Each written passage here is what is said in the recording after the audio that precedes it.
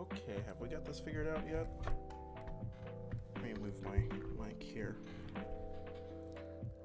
Oh, fuck. What does it mean? Live chat is disabled. Why is live chat disabled? That doesn't make sense. Hang on, I have to fix this. I'm too much of a boomer to understand how to work this crazy wizardly technology, and I don't like it. The world is changing, and it greatly upsets me.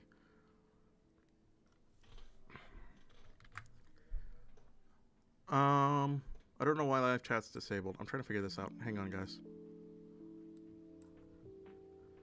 Because I definitely want some engagement, and I'm going to figure this out.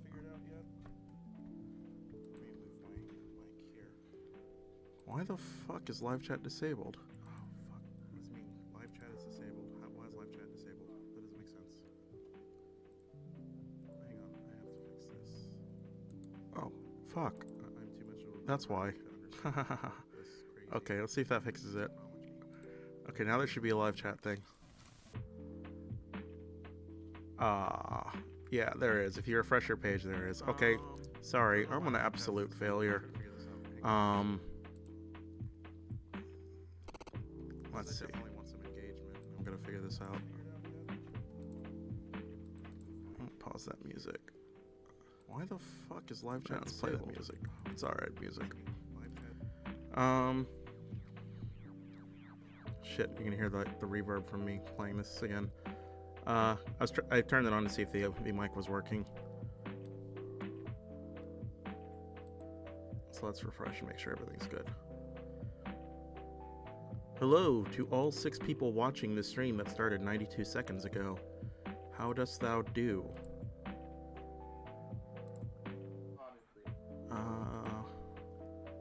So, what's up, guys? If there's any plain curiosity about the purpose of this stream and the hello, shalom, the title, the Et tu, Brute, and it's talking about purity politics. Et tu, Brute is supposedly the last words of Julius Caesar, although I doubt they're actually his last words, but it basically means in YouTube, Brutus, which is supposed to signify Caesar's shock that Brutus betrayed him. That's the how the meme goes, at least. And I kind of feel this way a lot about leftists. I feel this way about a certain branch of leftists who value the idea of politics more than the process of politics. And the processes are, in fact, very difficult. They're very complicated, they're very complex, and there's a lot of nuance into them. And a lot of people simply don't have the time to look into it, right? So they develop kind of these broad abstractions as a heuristic, little mental shortcuts to know that certain things are good and certain things are bad. And I think you see this a lot with people who are vociferously in support of Medicare for all, which I'm one of these people. I actually like the idea of Medicare for all, but I don't like the idea of banning private insurance. I don't like the idea of having Medicare for all in a way that balloons the deficit, right? I don't like, there's certain complications to implementing Medicare for all that should make it quite clear that it's not a viable option for healthcare reform in this country. And, the question becomes, how come all these other countries can have it? Well, all these other countries have 1/100th of our population. I mean, to be blunt, some of these countries have 5 million people, 10 million people. We have 312 million people. Right, Medicare for all simply is not a viable solution for this. Canada, the reason it might work for Canada versus the rest of the country here is because Canada is smaller than fucking California. It's actually a really small country, and I don't think people actualize this. So I like the idea conceptually, and I'd be fine with the idea if we could actually get it, but we can't. And I don't think a lot of people realize that one, you can't even get the math to work. But even if you could, the political capital isn't there for it. That selling people on Obamacare, which half the country already thought was socialized medicine, that was a stretch too far. That we couldn't get Medicare for all. And I really disappointed that people who like Bernie Sanders and like his policies don't seem to realize that they're setting themselves up for this condition of failure because they want something that they have to know deep down they can't have. That they are acting in pursuit of something to the detriment of everything else that simply will never happen. And I don't think these people... I guess I don't mind this idealistic pursuit of these kinds of things. I kind of like wish they'd get a firmer grasp of everything else in the world of politics, and understand why it's so hard to get certain things done. That the fact is we've got a system that's almost structurally designed to be handicapping to government. Whether that's good or bad is up for a fair amount of debate, but that is the case. That generally in this country, you don't get things done unless you have a supermajority, and chances of you getting a supermajority are slim to none. It just doesn't happen. And even if you do get a supermajority, chances of you getting what you want are still slim to none. Barack Obama had a supermajority in Congress, and he still couldn't even get a public option. Like, a public option is the neutered version of a single-payer system, because Joe Lieberman absolutely would not vote for a public option. No, I'm not a Bernie supporter. The horse I'm backing is Biden. My problem with Bernie Sanders is his shtick is the same. If you listen to any answer he gives about everything, it's like you've seen one speech by Bernie Sanders, you've seen them all. It's actually very unimaginative and uninspired. You know, it's always there's millionaires and billionaires, and we got to fix it with Medicare for all, tuition-free college, and like I could write down his policy on a napkin. It's like there's basically nothing to anything he says. It's almost like he just downloaded I kind of want like standard Twitter lefty like playbook on what politics should be. He kind of just relegates himself to using buzzwords a lot without understanding I don't know. Has it always been this way? When was a supermajority? So a supermajority is needed anytime you want to pass your agenda without it being polluted. But even then, it doesn't work. And I gave Obamacare as an example of that. It was something where we had a supermajority, but we couldn't get the public option attached, even though that was originally part of Obamacare, because Joe Lieberman wouldn't vote for a public option if it was included. He wouldn't vote for the bill if a public option was included. So they had to lose the public option to pass the rest of Obamacare. And what disappoints me is that a lot of leftists put the blame for this at the feet of Barack Obama, when the true blame for this rests at the feet of Joseph Lieberman. But I mean, Obamacare literally killed Ted Kennedy. Like we had a law that was very hard. I think it's because you're all so young, you don't remember what the political atmosphere was like at the time. And I'm not. I was like 20 years old when this was all going on, and I remember vividly there were like protests all about the country. I think Dems should eliminate the filibuster. It's a rule that was put into place as an unlimited talking rule in the Senate, instituted by Aaron Burr. I mean, the filibuster is supposed to be the minority power's only institutional check on power, right? It's supposed to be the only way they can ever have any kind of say-so in politics. Otherwise, it's just a steamroll for one party if they get the majority. Like, if you get the majority in both houses, the idea of the filibuster is to allow the other party, the minority party, a say-so in the process. And conceptually, that's not necessarily a bad thing, because I think this is the case for both the left and the right. Parties tend to be taken over by, or not the party, the extremes tend to win out, and since the extremes win out, the political process is at odds with each other, right? Because you're never going to get a conservative Republican who supports some sort of a communist idea, and likewise for the left, you're never going to get a communist idea such as giving workers the means of production through any kind of like conservative support, right? And this is necessarily good because it's actually a mediating process. It is actually a process that allows people to negotiate, to better strengthen their arguments. We don't live in this world alone. And I think this is something a lot of people fail to understand. We share this world with other people, and these other people who we share this world with have different ideas about how this world should be. Now, there are two routes we can go here. We can be tyrannical. We can consolidate power, right? Just provided, like, if we could do it. Let's say we could. We could consolidate power and make it my way or the highway. That's an option. This is usually seen as a bad thing, and I can't fault anybody for seeing it as a bad thing, because it's the imposition of a rule that other people find untenable onto them. And we tend to reject this as tyrannical anywhere else in the world it happens. Everybody is sure that their ideas are the right ideas. right? You're nothing special. You think your ideas are good. Everybody else thinks their ideas are good. So the other way we could solve this is through a mediation process, a democracy, right? We simply debate our ideas, and I know this doesn't work in practice, but we debate our ideas, and the best ideas win out in a marketplace of ideas. No, I'm not a neocon. I'm absolutely not a neocon. I'm a Democrat, through and through. I don't think a neocon would be here defending Barack Obama's legacy, but that's what I'm actually trying to do, because I get in debates with people like Mike from PA on Twitter, who live in this world where Obama didn't do anything meaningful with his time in office, and I'm just like flabbergasted that anybody could say this when he passes a healthcare reform package that insures 20 million people. Like, that's 20 million people. That's not a small number, right? That 20 million people is a very meaningful number. That's a lot of people who have healthcare that didn't have healthcare before.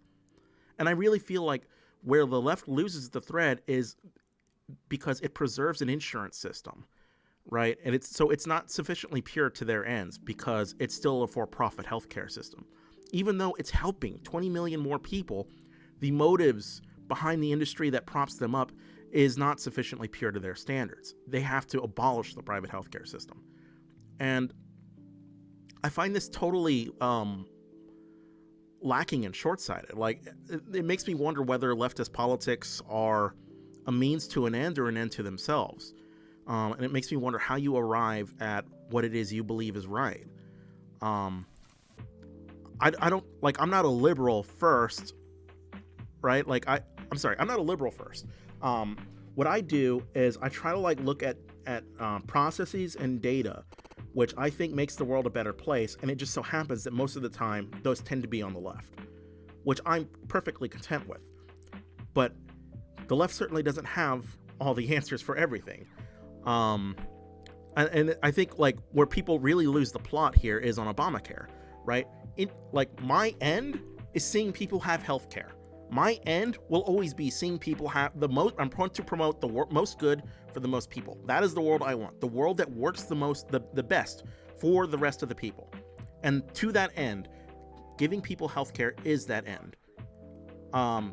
So the methods by which you go about it, right? If it ends up being a conservative method, shouldn't necessarily be a bad thing if it accomplishes your end. And I think that's generally a fair thing to say. It's generally fair to say that so long as you accomplish your end, which is helping the most people, the methods you get there, provided we're not going to be deontologists, but provided the methods there aren't intrinsically disgusting on their own, generally should be a good thing. And this makes me wonder, like, truly, if here's a question for y'all: if you could make the world a better place by being fascist, would you do it?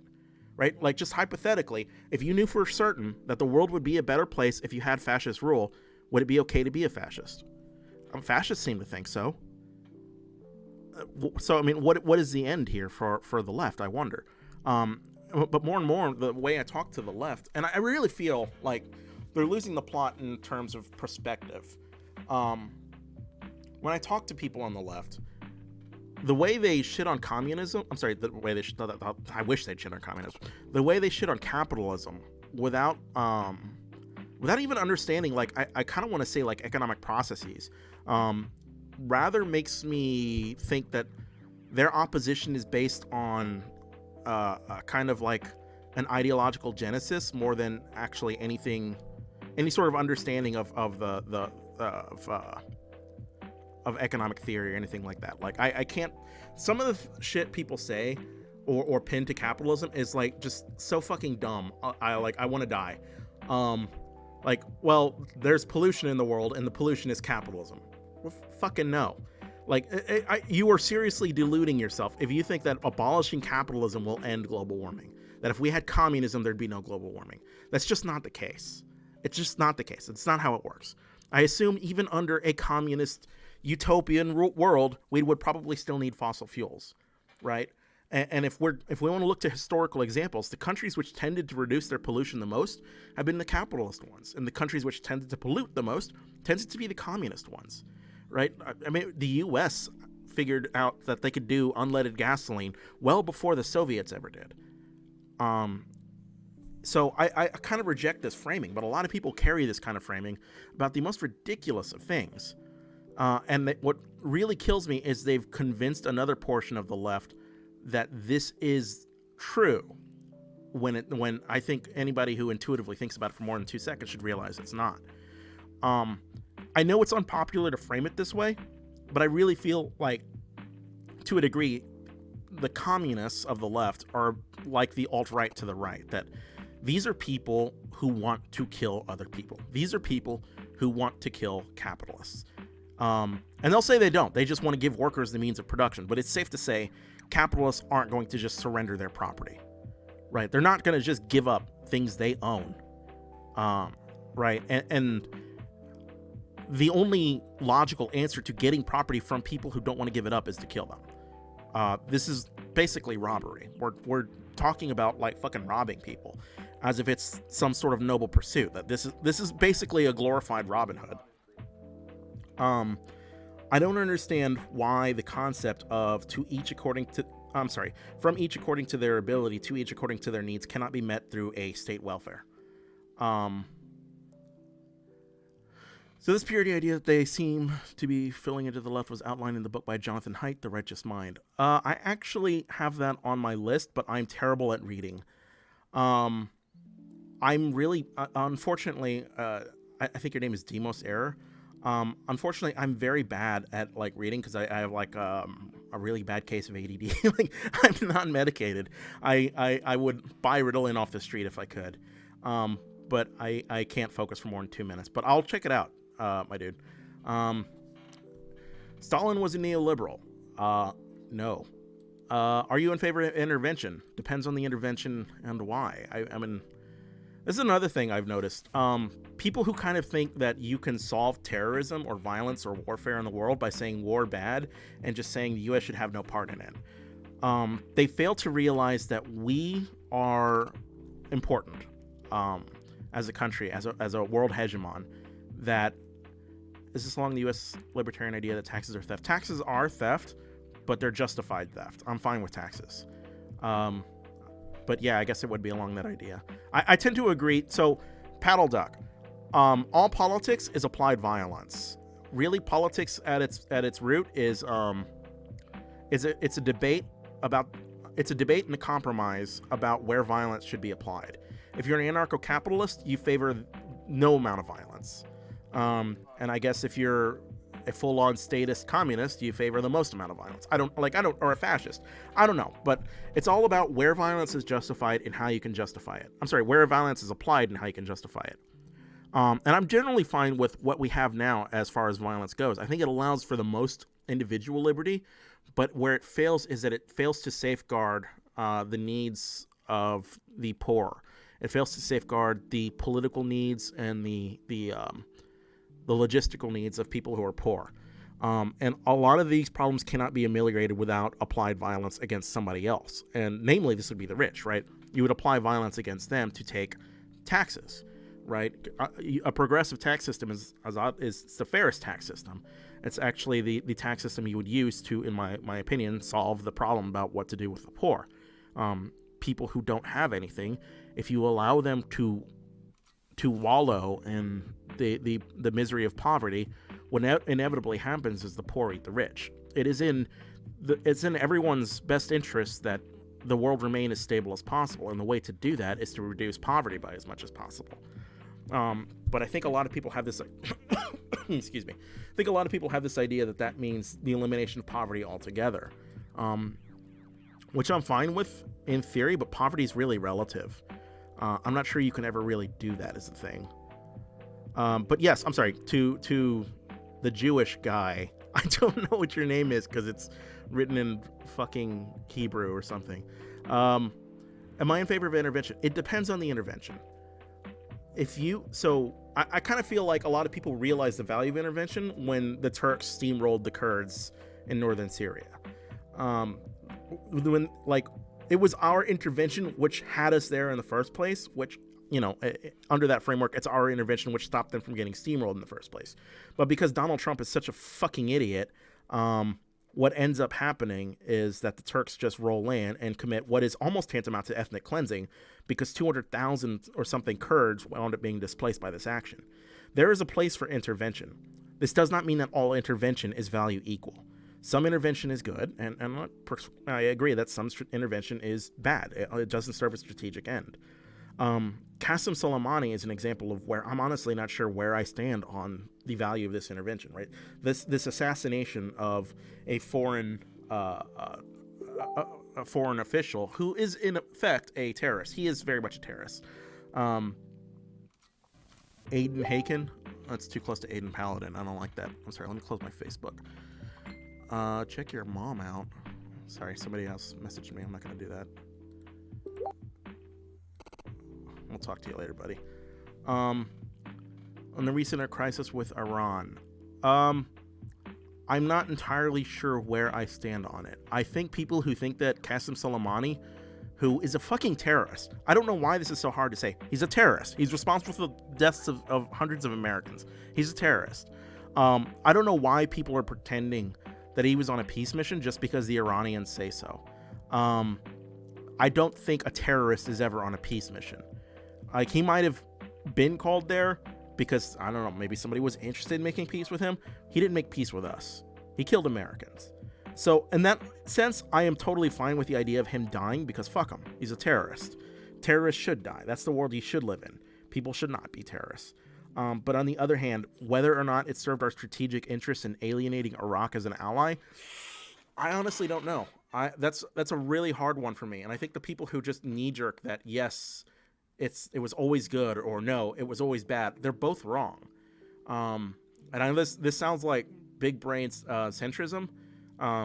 It's really not. I honestly don't know. Like, I can't foresee where this goes is the problem.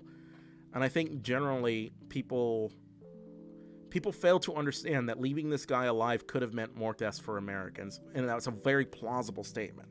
That Qasem Soleimani was was instrumental in the organizing and the logistical support for terror groups all across the Middle East, specifically the Lebanese Hezbollah and the PMU in Iraq, the People's Mobilization Unit.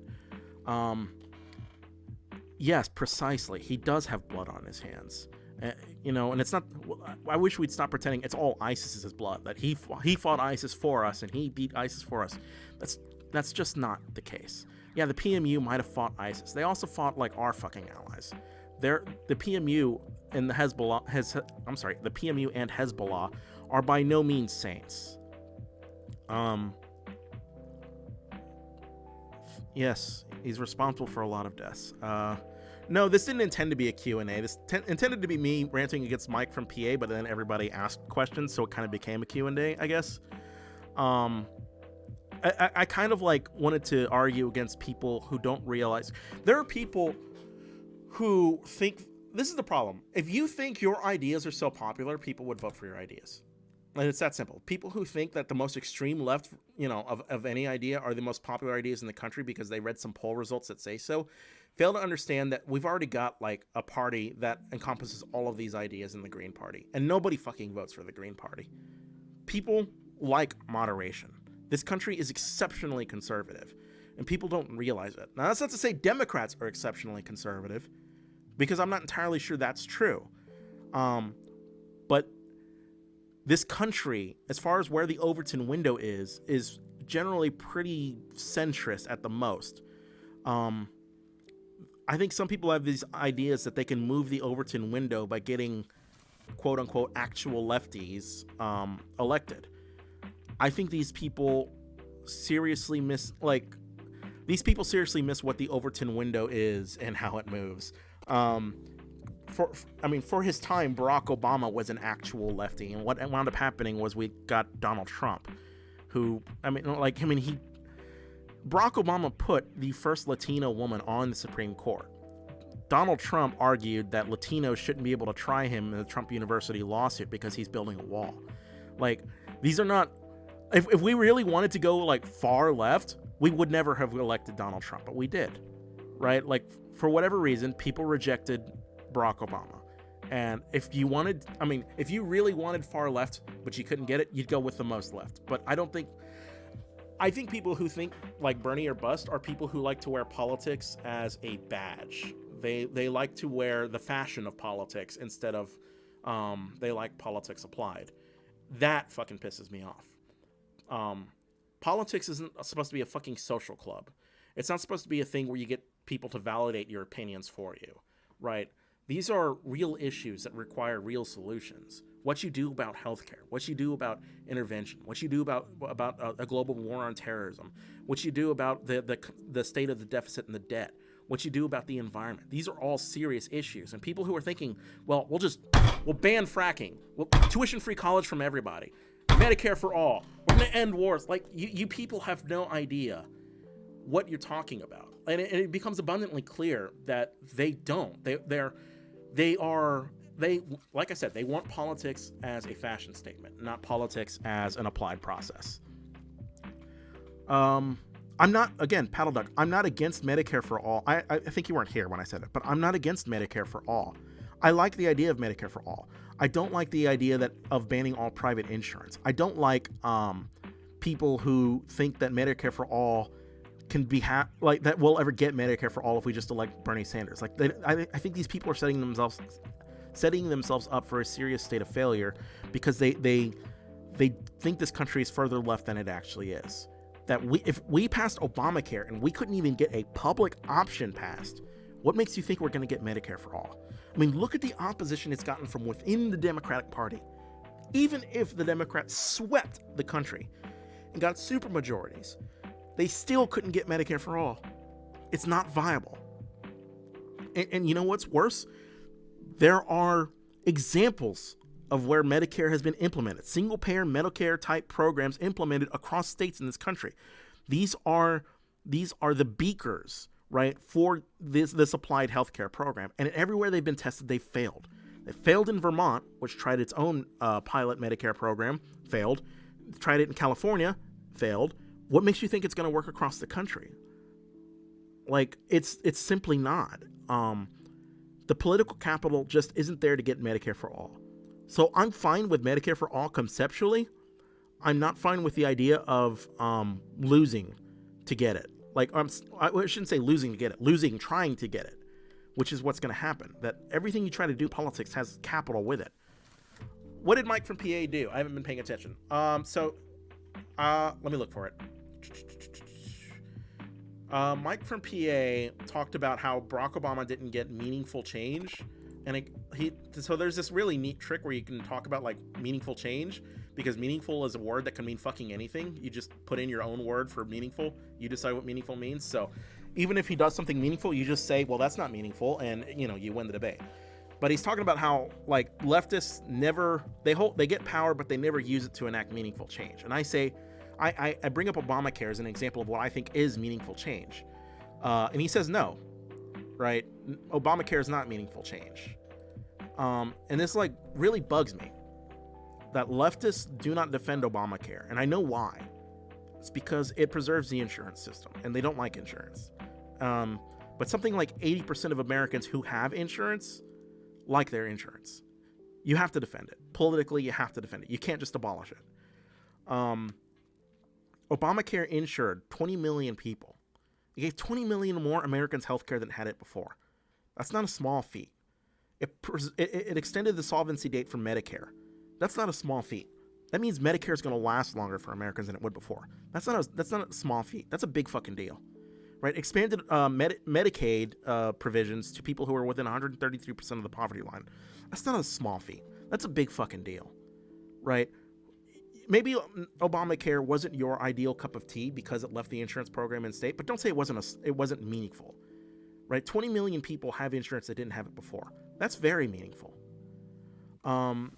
So my issue with Mike is this kind of like political short-sightedness from people who, like I said, they like the idea of politics more than the process of politics, right? And the way this is framed is all of Obamacare's failings are the Democrats' fault. All of Obamacare's failings are Obama's fault, right? And we have this problem with applied blame in this country where we never apply it in a way that's appropriately tailored to where it should be. Like, Obama didn't get rid of the the Medicaid expansion across states. That still exists. All that happened was the Supreme Court said that you can't impose it on states. The Supreme Court did that. Obama didn't do that. And he also went after Obama for failing to expand the Voting Rights Act, right? He didn't make any legislation on voting rights. Obama didn't gut the Voting Rights Act. The Supreme Court did. The Supreme Court threw out the preclearance formula. And you know what? The political capital just isn't there to bring it back. I wish we could. I guarantee you if we could, Obama would do it. But like when you look at like what Obama's accomplishments are, we've got a president who passed healthcare reform that gave healthcare to 20 million people. We've got a president who passed a credit card bill of rights. We've got a president who passed fair pay legislation so that women can sue their employers for pay discrimination. We've got a president who allowed gays and trans people to serve openly in the military, right? We've got a president who established Dodd-Frank as a form of Wall Street banking regulation, right? He reduced He reduced the sentence provisions for crack and powder cocaine. If you didn't know, crack and powder cocaine were transparently racist in the disparities in sentencing. Crack cocaine, for whatever reason, carried a deeper sentence than powder cocaine. And the only reason this could be seen was that powder cocaine was used predominantly by whites and crack by blacks. He got rid of that, right? He points the first Latino to the Supreme Court. The most, barring RGB, probably one of the most progressive justices to ever sit on the court. He reduces veteran homelessness by half, and I'm at a point now where I'm like reading my own thing. But this is a progressive, true and true. He's done so many things for progressive movements and progressive causes that have helped millions of people. Expanded Pell Grants. If you didn't know, Pell Grants got an expansion under the Obama administration, up to something like $5,500 a year, and then indexed with the Consumer Price Index so that it can adjust its costs based on how expensive the cost of living is. That allowed millions of students to go to school who didn't have those opportunities before. So don't say Barack Obama didn't enact meaningful change. Those are very meaningful. That's a very big deal. But it didn't, Mike is a communist, and it didn't, if it didn't give workers ownership of the means of production, I guess it's just not good enough. And there's one thing I want to tell leftists. You have to confront this yourself. Ask yourself if you're okay with the idea of shooting capitalists to get what you want, of killing landlords. If you're fine with this, then fine. You can be in your alliance with communists, but I'm not fine with this. I don't find the idea of applying violence on people for the property they own justified. I don't find the idea of killing capitalists or landlords justified. I'm not in that world. And these are the same, what I really hate about this, these are the same people who run this motto that liberals get the bullet too. And it's become trendy to shit on liberals. And I really wish it didn't. People who are liberals call themselves social democrats because they don't want the baggage that comes with liberalism. This is a trend I've noticed, that these people by rights would be fucking liberals. That if they took a political compass test, it would say, you're a fucking lib, dude. You're a shit lib. These people,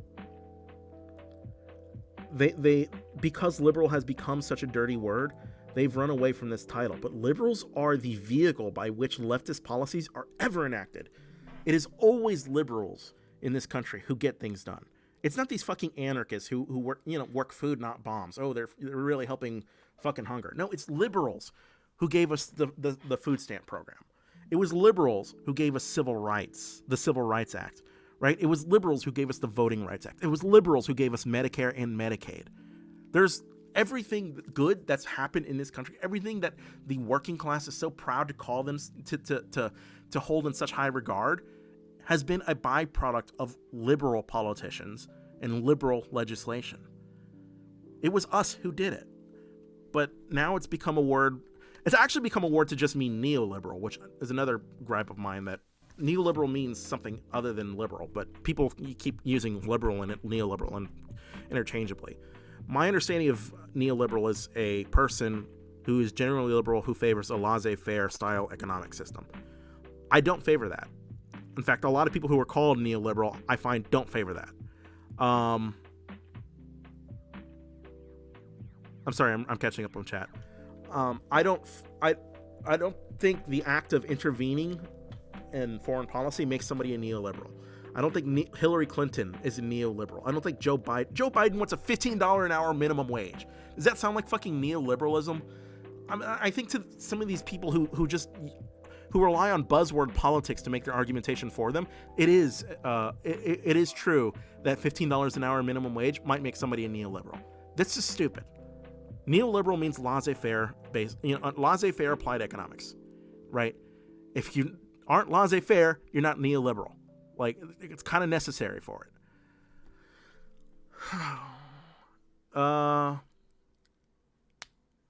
think killing capitalists is, yeah, I agree. Who talks like that? Non-compete talks like that. Guess I don't follow these people. It's somewhat new to Brad Trooper to let comments is humorous. Well, non-compete talks like that. Maria the Witch talks like that. I might argue that, I could actually like go through like some of the comments in my fucking Discord. They talk like that. But these are people, there are people who talk like that, Paddle Duck. Non-compete, I still find that funny that I was the bad guy in this. Non-compete had a video where he talks about how police work in an anarchist society. And in this video, he describes what is essentially like gulags, like happy gulags. For like, he says like, if you're a reactionary or conservative or former capitalist or counter-revolutionary or fascist, well, we just put you in this political re-education camp where you can see where you can see all the benefits to this anarchist society we've established. And, you know, some of them, they might have to be kept there indefinitely because they're such oppressors. They're diehard oppressors. They'll never give up their oppressive ways. But for the most part, everyone will be treated well. It won't be like gulags. It's totally like gulags. Dude, he's talking about depriving people of their freedom because of what they think. And what kills me about it is somehow I was the bad guy for pointing this out. I'm going to bring that video up, in fact. That I was accused of taking it out of context. I did not take it out of context. And non-compete has done this more than once. I don't like that in this worldview, America is the bad guy and North Korea is the good guy. Like, he actually did a video where he did a video where he like compares North Korea to the U.S. and says the U.S. has no moral superiority of North Korea. North Korea is a literal slave state. Right? They are a one-party state. They Kim Jong-un, who oppresses his people, is elected with something like 99% support. So obviously they're not even a legitimate democracy. To defend North Korea over the United States is to just shill of the highest order because North Korea is capitalist and the United States is not. That for America represents a state of capitalism. It very much is. And how good or bad that is, that's up for a fair amount of debate.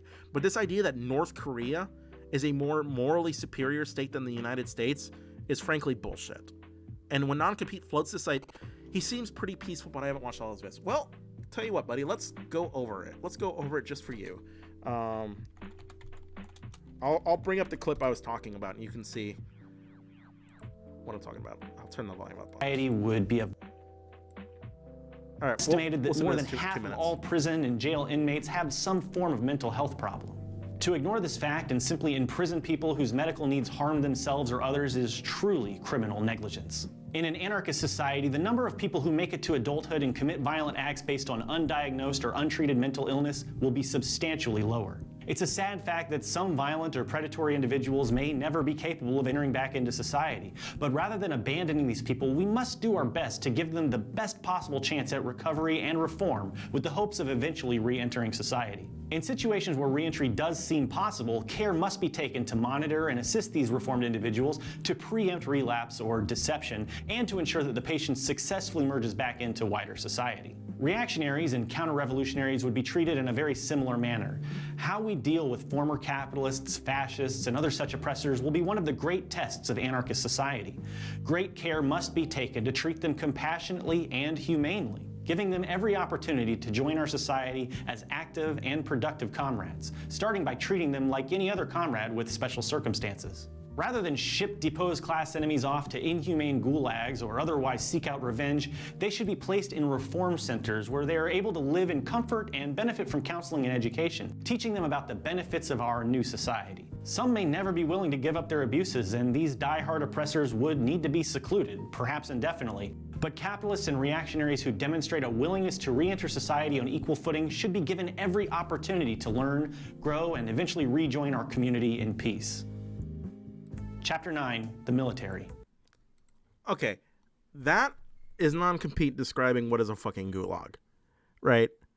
He's describing locking people up for thought crimes. I didn't take him out of context. The context was there, plenty for you to read. I'll post the link in chat. Y'all can go watch it yourself, right? It's around the 10-minute mark where he says this, but if you want to watch the whole thing to make sure I'm not taking him out of context, by all means. He's talking about putting people in fucking gulags. Right? He doesn't call them gulags, but he's talking about taking away people's, reform centers. It's the happy gulag. So, there's an element of people who want to visit violence on other people. Like, the language that comes from them is, wouldn't it be great if we could just kill our opposition? Wouldn't it be great if we can just lock up our opposition? No. That's not, you can't be a democracy and lock up your opposition. That's not how it works. Right? Democracy has to allow for ideas that you think are bad. Some of the far left is extremely horrible in foreign policy. For them, everything anti-American imperialist is great. North Korea, China, Iran, Venezuela, Syria, all great. Yeah, absolutely true. I'm actually doing a video right now about how Trump is a foreign policy disaster. And a lot of the video basically touches on like what America's role is in the world and what happens when you take America away from it. And a lot of the good thing, here's the thing. If you care about workers' rights, and I'm going to assume everybody here does, I care about workers' rights. If you care about workers' rights, you should value the Trans-Pacific Partnership. But the left en banc does not. They don't care about the Trans-Pacific Partnership. They actually fucking hate it. China will trade with its regional neighbors, I should say. China will trade with its regional neighbors. It will trade with Vietnam. It will trade with Malaysia. Right? It will trade with Peru. It will trade with all of these countries. And it doesn't give a shit about labor standards. In these countries, these are countries with compulsory work, right? Where people are forced into work, sometimes with slave labor. These are countries where human trafficking is a real issue, where child labor is a real issue, where pollution is a real issue, right? These countries need, they exist basically on Chinese capital. The Trans-Pacific Partnership was a trade deal saying, we'll buy your products. Vietnam, Malaysia, we will purchase the stuff you produce, right? But you got to do this. And a lot of this was, you got to allow for the establishment of independent trade unions. You got to politically liberalize. You got to allow a legal basis for free association. You have to ban child labor. You have to ban compulsory labor, right? A lot of these different things that these fucking workers' rights memers really fucking care about, that was covered in the Trans-Pacific Partnership. And we gave Trump all the political capital to surrender these countries to China. China doesn't give a shit about these things. They're going to buy from these places no matter what. And because these places still have their products being bought, everything is fine. They are perfectly willing to never reform. They're perfectly willing to take advantage of their workers. Right? In shit conditions. We could have enacted real change in Vietnam for real people who are subject to, people who are coerced into labor and into sweatshops, people who can't join independent trade unions, people who can't collectively bargain for their own rights, people who go into, get thrown into jail for criticizing their governments. The TPP was a weapon for reform. It would have been fucking amazing. But we left that behind. And now what? Some of these countries were courting American capital. That was the reason you have to be there on foreign policy. That is the reason America has to have a place in the world. I'm not saying everything America does is perfect. We're not. We do commit catastrophes. We do make mistakes. We do commit massacres sometimes. We do horrible things too. But we are better than China. We simply put, our regard for the environment, our regard for workers' rights is superior to that of China. And we left that behind. Self-righteous leftists left that behind. And it really bugs me. Like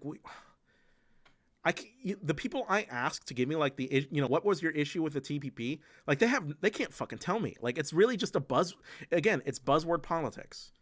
Their issue with the TPP was, well, it allowed corporations to sue countries.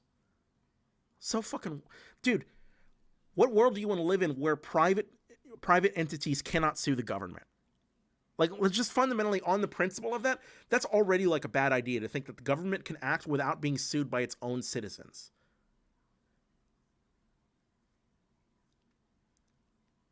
Or I should say, sued by other citizens too. I mean, certainly if another country is enacting unfair trade practices against you, you'd want to sue them, right? Suing is a recourse for resolution. It is an arbitration process.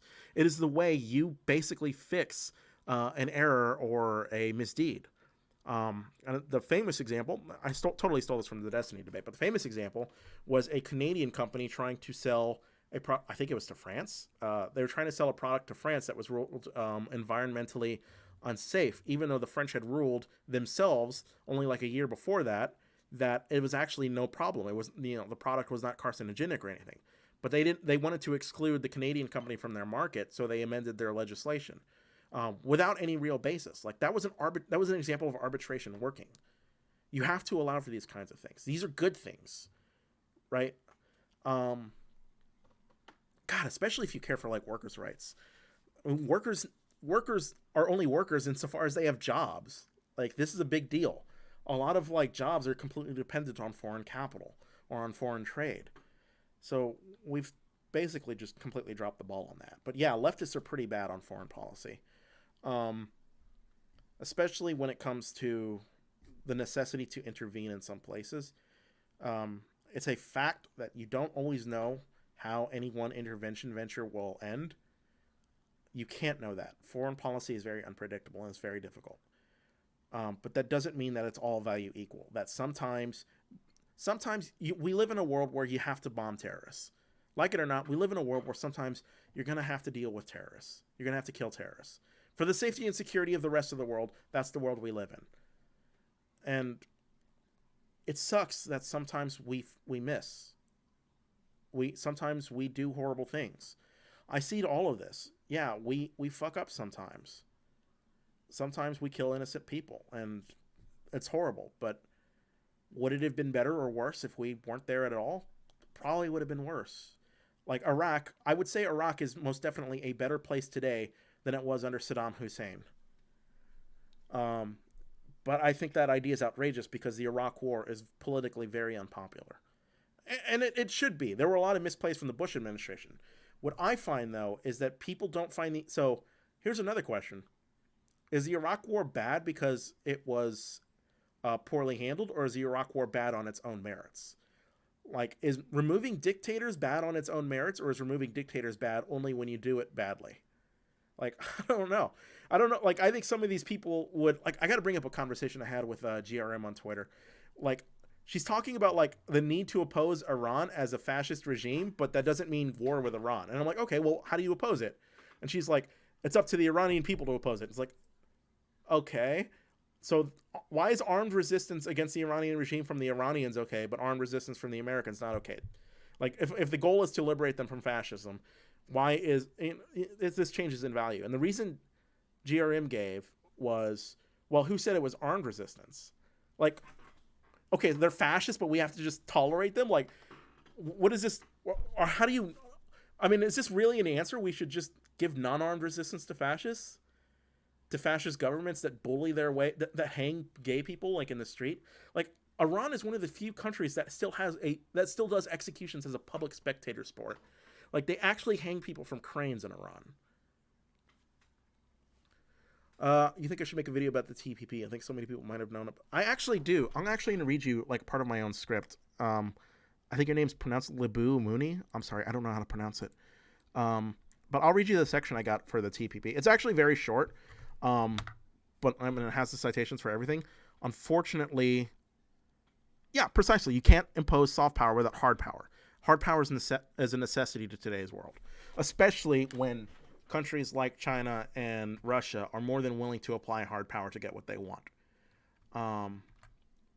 Sorry, let me read the thing about the TPP for you, because I know you're interested in this. China is a growing regional power to the detriment of the West and to the detriment of their Chinese neighbors. Hope existed under the Obama administration as the effects of years of Chinese currency manipulation and export-dependent trade caught up with her, and China's economic growth slowed. The nail in the coffin would have been a 12-nation trade pact which aimed to impose new labor standards on a region sorely lacking in them, to the detriment of China as a regional hegemon. The deal would have allowed for the political and economic liberalization of a region notoriously starved for such reforms. Vietnam, for instance, would have been required to establish independent trade unions detached from the state-monitored ones currently in place, as well as the elimination of compulsory labor, a ban on child labor, and a slew of environmental regulations. More stipulations were imposed on Malaysia and Peru, such as requiring the member states to establish a legal right to free association and a ban on workplace discrimination. Malaysia in particular began to comply with the deal's provisions as early as 2015, when they established restitution agencies for victims of human trafficking. This deal sounds good, doesn't it? It was called the Trans-Pacific Partnership. With the political capital provided by short-sighted leftists who fail to understand the value of free trade and promoting human rights and preventing wars, the Trump administration withdrew the U.S. as a member nation, leaving the deal effectively dead. That's what I wrote on the TPP. It's a real short snippet. It's not particularly detailed, but it gives you the nuts and bolts, I think, generally well.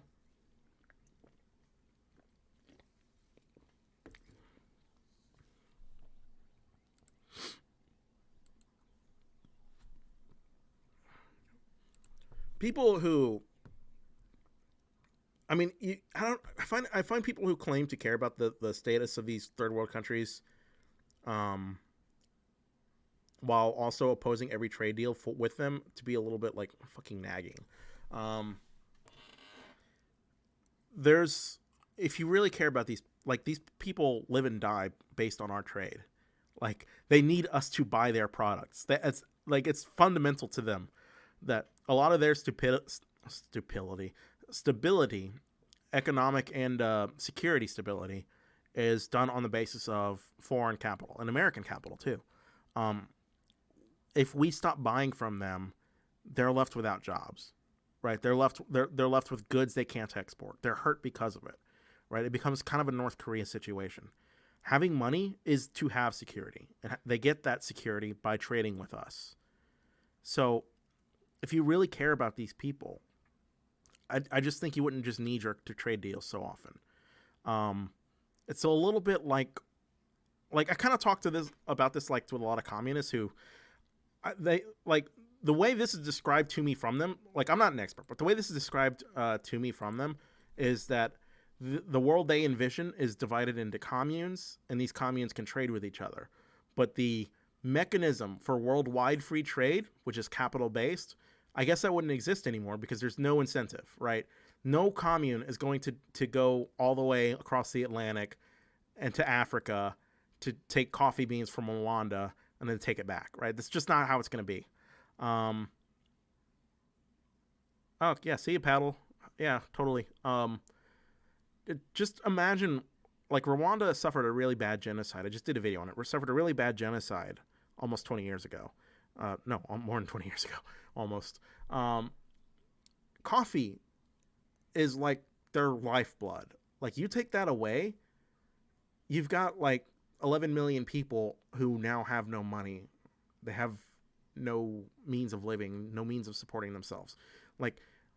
It sounds bad to say it, but I'm just using this as an example. I don't know if this is the case, but Starbucks as why Rwanda has some stability. That sounds so bad to say it like that, but I mean, there's some truth to that a lot of corporations which trade en masse with these countries is the reason a lot of these countries develop and prosper the way they do. That we get some it's actually one of the reasons I think if I were a country interested in investing, I would be doing a lot for the Congo, the Democratic Republic of Congo. These are places with diamonds. These are places with cobalt. These are places with copper. They have some amazing mines for some amazing raw ores. And the future of their development is dependent on exporting these. But they've been, like, unfortunately, they've been a war-torn nation for like the past 20 or 30 years. So they haven't really had a chances to develop. And that's actually been a bit of a problem, because this is the thing. If we would go in there and impose peace on them, if we would go in there as a occupying force and say, you have to stabilize yourself, right? These countries would be better for it, because they would incentivize foreign capital, right? People are willing to invest there because they have natural resources that are good for them. They're good for business. And if you invest in there, you put capital in there. You build schools in there, hospitals in there, streets in there. All these things they need to develop as a better country, you put that in there by trading with them. As a first-generation immigrant, it's awkward to have the conversation with someone who says all sweatshops are bad. I mean, it's better than subsistence farming. What do you think would happen if we stopped trading with Vietnam? Like, what would happen if we took all the capital out of Vietnam? Would Vietnam develop? Like, the sweatshops? Yeah, you'd get rid of the sweatshops. You'd have something else. Everyone would be farmers. They'd be subsistence farming. They're not developed enough to move past the sweatshop stage. And you know what? You know what's funny about that? The TPP was aimed at helping them get past that stage. It was a way to advance them. It was a way to purchase more goods from them while also guaranteeing political and economic liberalization. You couldn't just run a sweatshop anymore. You couldn't just run child labor anymore. That's a big fucking deal. But I have to stress again, according to Mike from PA, no meaningful change. This doesn't constitute as meaningful change. I guarantee you, if I had Mike from PA in here to ask him specifically about how he feels about the TPP, he would be opposed to it. As it stands, he'd be opposed to it. It didn't go far enough. It didn't do enough. It didn't do this. Didn't do that. Well, you know what? Fuck you very much. Sometimes you don't always get what you want. Sometimes you can't always get what you want. You go with the best you can do. And the best we could have done would have helped Vietnam, it would have helped Malaysia, it would have helped Peru, and would have reduced China as a regional hegemon. Like, the best we could have done would have been phenomenally good. And we turned our back on it. Leftists turned their back on it. And I think the only, like, it's really sad. They can't conceptualize how cheap goods are good for us. Everything is done through this framework of what helps workers here, right? Well, we would have been exporting jobs to other countries, and that would have hurt American workers, which that's true. That's a lot of the case with any free trade deal. Somebody's got to lose out.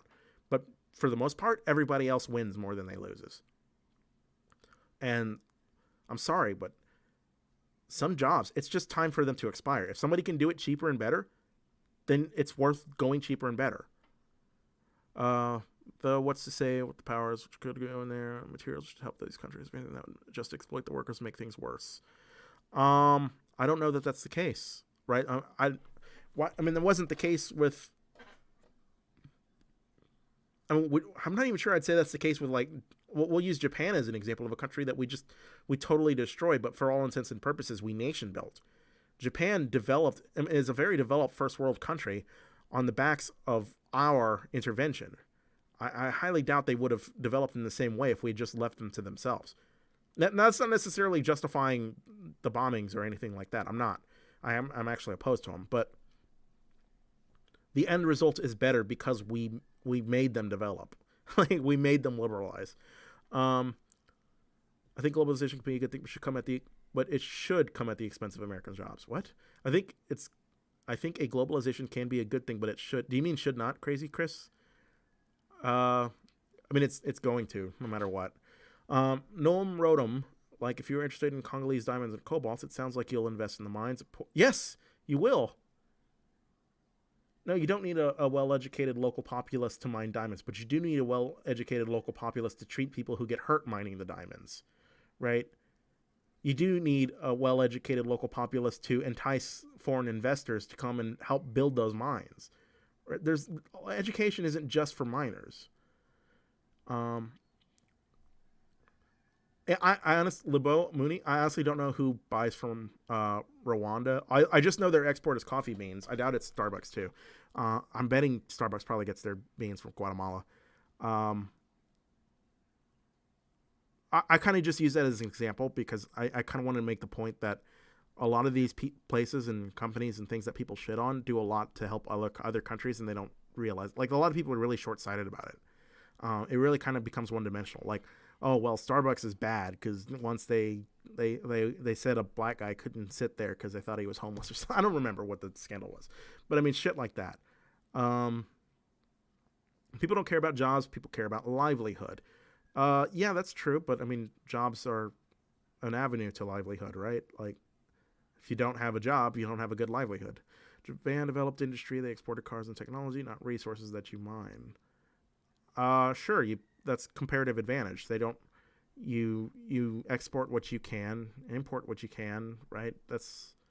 I guess that's just the nature of comparative advantage. I don't know what if the Democratic Republic of Congo could develop their own industry and export something else other than just raw ores. I'm sure they would do it. I'm sure it would be better for them. I don't know what they could do, but I mean, if there's a better avenue, they should just go for that better avenue. We don't oppose exporting jobs. We oppose taking away people's livelihood. Well, I'm opposed to taking away people's livelihoods too. Sure. I kind of think like that's the whole purpose of our welfare programs, isn't it? Like ideally the welfare state is there to save people from having to lose their livelihoods. The history of Japan versus the history of many Africans are very different. Yeah, that's true. Deadpool. That's true. And I mean, I'll admit that I don't know much about it. I'm only making like a guesstimation, like a wager about it. Butchered and enslaved during the scramble for a good few hundred years, arbitrary land separating individual groups, making up territories, enslaving workers, stealing resources, yada yada. Any thoughts on Jeff Bezos and his wealth? How rich is too rich? I don't know that I'm not sure I'm comfortable saying that there's such a thing as too rich. Any thoughts on Jeff Bezos and his wealth? I can't comment on Jeff Bezos, but I will comment on Amazon. One thing that strikes me as interesting is people who constantly bring up that Amazon doesn't pay any corporate income tax. It's funny because the number one people the most people who complain about this tend to be leftists, and these are people who tend to want workers to own they tend to want workers to have ownership of the means of production. And the reason Amazon doesn't pay any corporate taxes is because two reasons. One is they actually don't get any profit. Like they reinvest their profits back into the company. It becomes an expense. But two is they actually provide employees with stock bonuses. If you work at Amazon for more than a year, you get 1 share of stock, effectively giving their workers ownership of the means of production. That's what stock is. Stock is ownership of a company. They give their own workers ownership of Amazon. And it's because they do that, they actually end up not paying a lot of taxes. Like there's a lot of tax benefits for companies that do just that. And that's actually a pretty good fucking deal because Amazon stock is something like $1,800 a share. Like that's a good amount of money there. Just stuff that in your retirement portfolio and let it sit, man.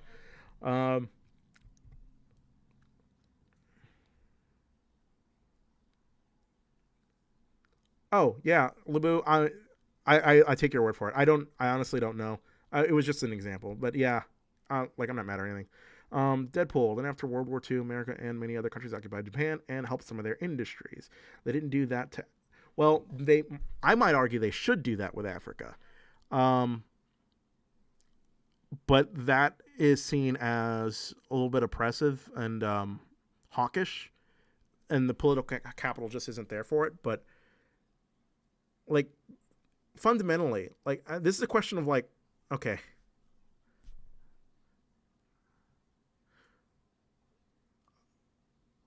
I'm when I say I'm anti-fascist, I mean it in a very literal sense of the word. That if there is a fascist anywhere in the world, I'm anti that guy. And some of these fascists control governments. Some of these fascists control countries. And in these countries, they oppress their people. And I feel like by not opposing that in any kind of direct way, I'm complacent in that. And that's how I feel. Like and this is what I tell people. Like, whoa, why do we get onto Iran about exporting terror but not Saudi Arabia? Dude, you're asking the wrong person. I would absolutely go after Saudi Arabia too. Like if I could regime change Saudi Arabia, I would do it. Like if I could regime change like most of these countries that I think are fascist, I would do it. Because I think only good can come from it. The process might be bloody and bad is the issue.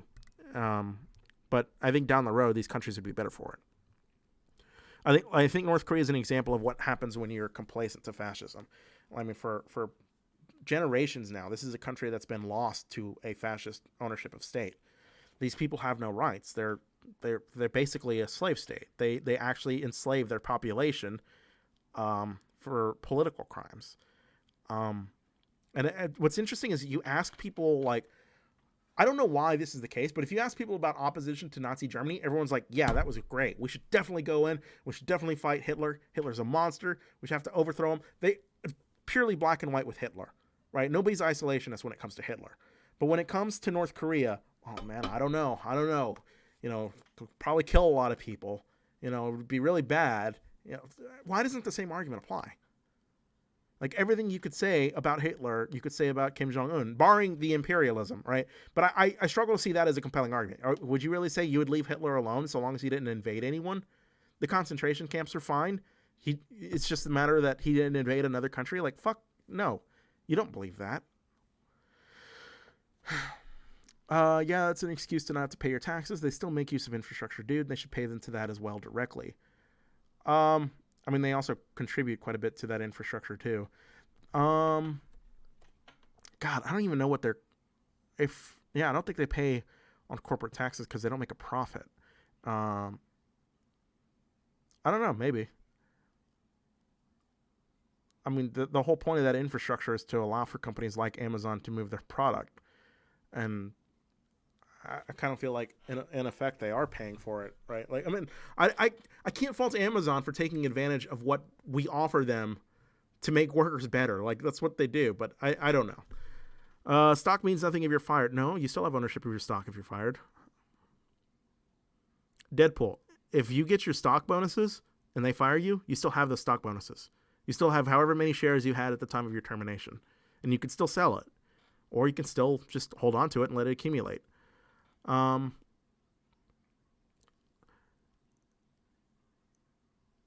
Yes, Noam Rodom, I agree. Nobody wants to invest in third world countries. The TPP was an effort to do just that, and nobody wanted it. I think a lot of people are really scared of the idea. I think a lot of people, like, unconsciously, they unconsciously, like, internalize the idea that development for the third world means the regression of the first world. And they're very comfortable in their lifestyles.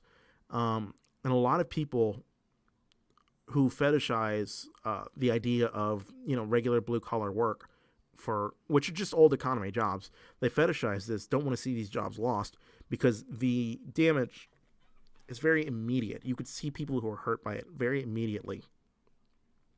So it never goes well politically. My issue is I value low-cost goods too. And if you value helping the poor, free trade's great for that, right? Low-cost consumer goods is great if you're poor. Your dollar goes further. You have more money to spend. That's a big deal. Amazon dominates the market. That's true. Almost no... Well... DChan87. Yeah, that's true. I'd have to think about the argument more.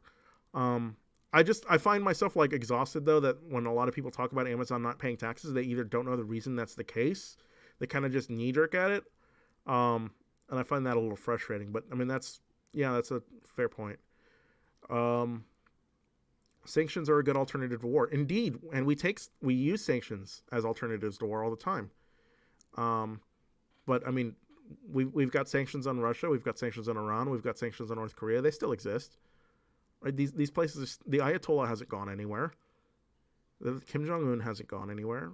Vladimir Putin hasn't gone anywhere. Like, the sanctions haven't done anything.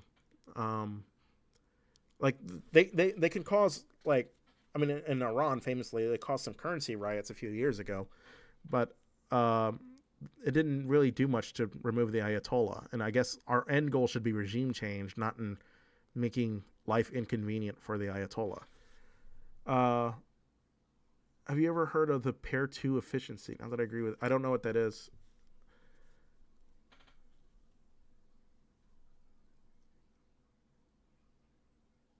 Yeah, Deadpool. We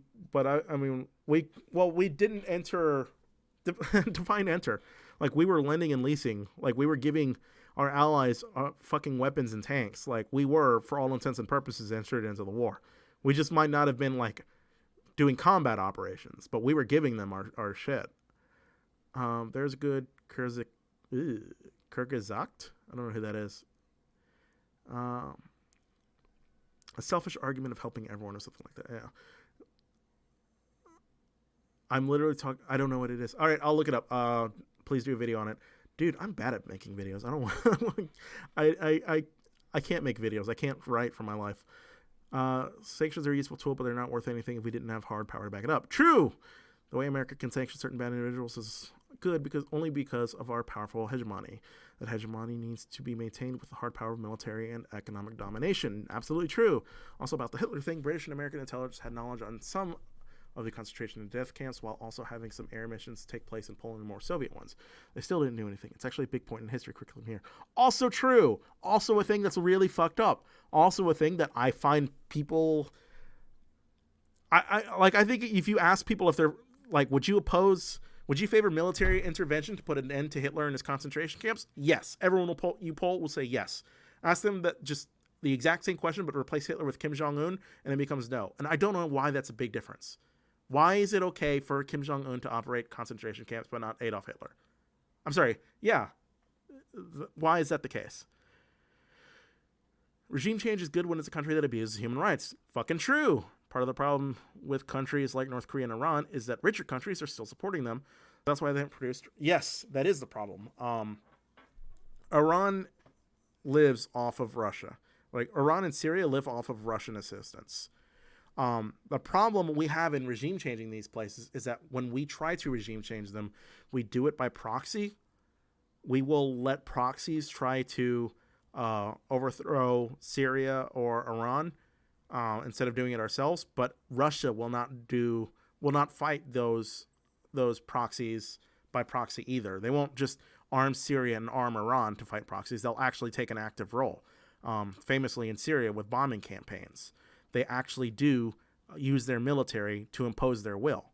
What I think a lot of people are scared of is the idea of conflict with Russia. And I think a lot of people need to stop being scared of that. Well, no, you should be scared of that. But I think a lot of people think that if we got involved, Russia would just like declare war on us and it would be World War III. I don't think that's the case. Russia is relegated to being a regional bully. Their military is outdated Cold War tech. Like they could not stand up to us in a military conflict if they tried. That's why all they do is buzz our ships instead of attacking them. Like all they do is just poke and prod us. They would never. I don't think I think if we got militarily involved proactively in Syria to like let's assume we gave Syria the Iraq treatment, I don't think Russia would come to the defense of Syria. God, I wonder, was Russia an ally of Iraq? I don't even think Russia was kind of like reforming at the time, right? They're going through a reformation process. Was Russia allied with Iraq during... Well, there's actually 2 Iraqi wars, right? During the Persian Gulf War, we'll go with the first one. Was Russia and Iraq an alliance? I don't know.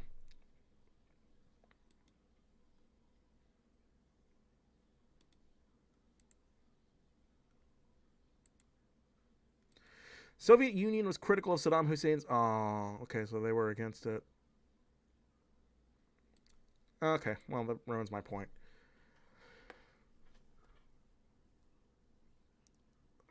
Part of the problems with country is... Yada, yada. This is the one video from Deadpool mentioned. Video I meant. Selfish argument for making the world... Can you... Noam, can you link that to me, or... Or actually, I probably should have, like, made the description for the video the same as, like, all my other videos. If you don't have a Discord invite, hang on.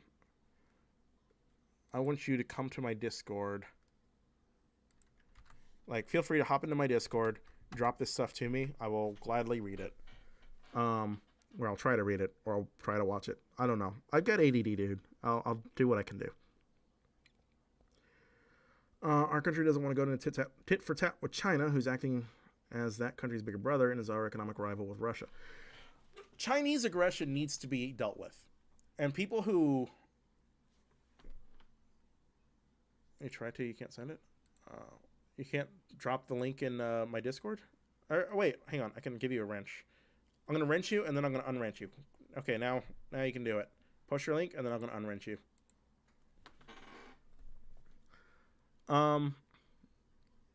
China does a lot of like shit to us. As far as like world stage politics goes, that ultimately will culminate in direct military aggression against them. It has to be met with that. Like, I don't see what the alternatives are to years of ongoing cyber warfare campaigns from Russia. I'm sorry, not Russia, China. Years of IP theft from China, right? Stealing our property. Or years of imperial aggression in the South China Sea. I think people who are scared of war with China need to understand that China is actually scared with war for us. But every time they see us backing down, they have a reason to go bolder. They have reason to continue what they do. If we don't push back, they act with impunity. You have to act against China. Shit. We got totally derailed on this since we were talking about the failure of lefties to understand how political processes work. I don't know do we still want to talk about that, Chad, or did we want to just keep going with the foreign policy memes?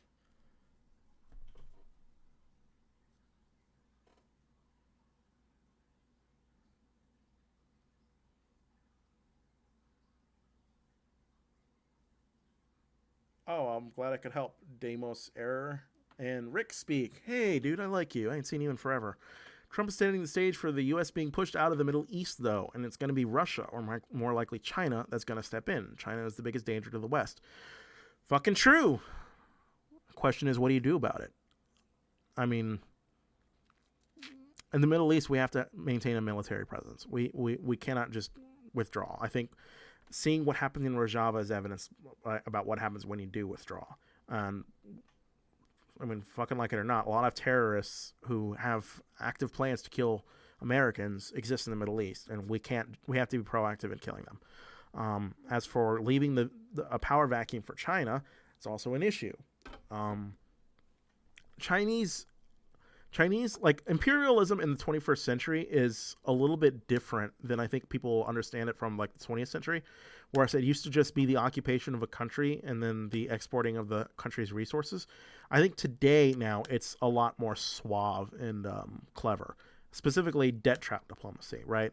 It is the act of building up a country's infrastructure through high interest loans, and then when those countries default on their loan payments, taking control of the infrastructure.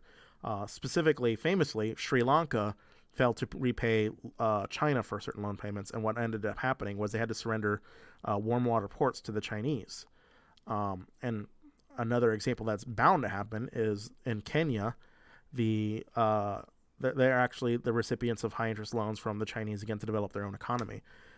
It's predicted that they're going to fail and default on these loan payments, which is probably true because they're an underdeveloped country that can't afford to repay what they're given. And what's going to happen is they're going to have to cede the port of Mombasa to China. So China is very proactive in the world stage. And people who just think, imperialism bad, war bad, we need to just stop doing things. Well, that just lets China and Russia do things. Like, you can't just get out. You can't just not do things. We are a world leader. We are a world superpower. We are a world hegemon. And we do have a place in this world. And that place should be in the promotion of democracy and human rights. China doesn't care about that. Russia doesn't care about that. We should care about that. Yeah, neocolonialism. That's a good word. I've asked a question regarding Israel twice. I did not see it. What is your question? Let me scroll up. I don't remember seeing your question. I'm sorry. I'm really bad at this format. I don't usually live stream because my thoughts are just scatterbrained, and I'm not a very good speaker. But I'll scroll up and try to miss it. I kind of did this impromptu because I was talking to Mike from PA, and it's just, I fucking hate this branch of leftists who oh my God, everything's never good enough. They just fucking whine. Leftism, like the modern incarnation of leftists, have a problem with sectarianism. And they don't, I wish they would defend things that should be defended. Obamacare should be defended. Like, stop rolling over on that. Stop giving all the conservatives all the fucking talking points they'd want. I'd love to hear you from I'd love to hear from you your opinion on the Israeli-Palestinian conflict and the third round of Israeli elections. Happy to give information if you want. I don't know much about it, although from what I do know about it, there has been attempts, like generations of attempts to ameliorate a peace deal between these two groups that have ultimately failed. Famously, there's the Oslo Accords from the Carter administration that tried to allow for a Palestinian peace process. I'm in favor of a two-state solution personally, but I will admit to not knowing enough about it that I'm comfortable saying I know much about it. I admittedly I should do more homework on it. Although I think people who just go like Israel bad are fucking narrow-minded. Like Israel does have very legitimate security concerns. But people who like say it's an apartheid state and I don't know. Like I don't, not that I'm standing for Israel, because I'm not. Like they've committed their fair share of what I would call fucking war crimes. But people who also pretend like they're just there as oppressors, I don't think that's really the case. But admittedly, I don't know enough about it. You could educate me, and I could learn something.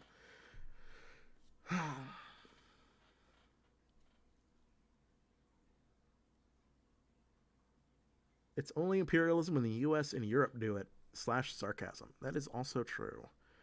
So I don't pay too much attention to online stuff. I'm trapped at an airport at the moment.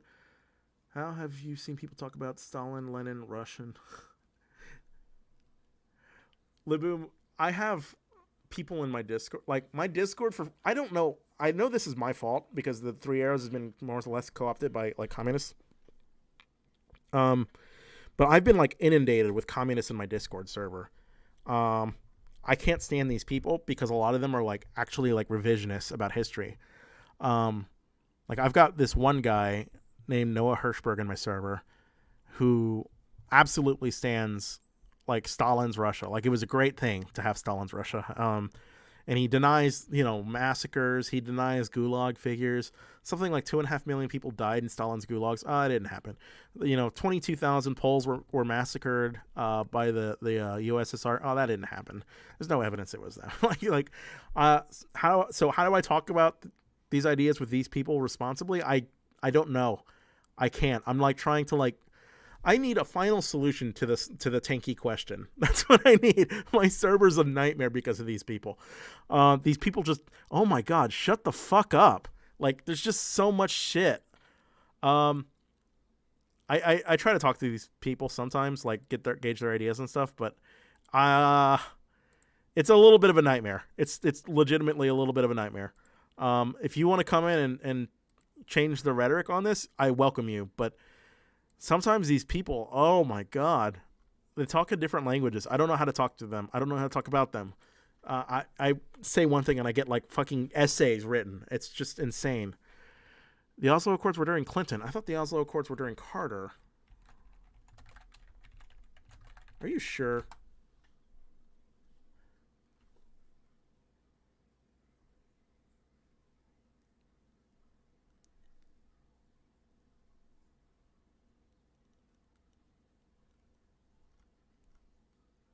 Oslo Accords, history.com.